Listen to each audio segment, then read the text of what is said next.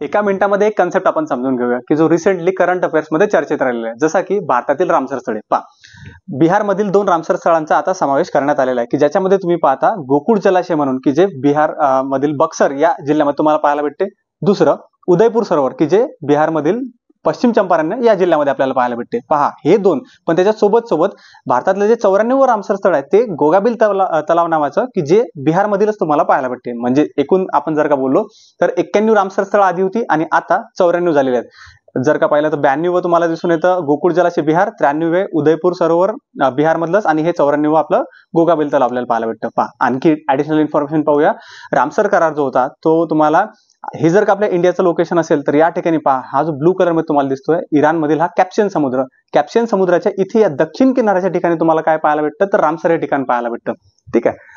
रामसरच्या बद्दल जर का आपण बोललो तर 2 फेब्रुवारी 1971 हा करार आपल्याला झालेला दिसतो, पण 1975 मध्ये तो अंमलबजावणी त्याच्यावरती झाली होती. भारतामध्ये जर का आपण बोललो तर तमिळनाडूमध्ये सर्वाधिक रामसर स्थळांची संख्या पाहायला भेटते. मग मला कमेंट बॉक्समध्ये सांगा की महाराष्ट्रामध्ये किती रामसर स्थळ आहेत व कोणते कोणते आहेत. धन्यवाद.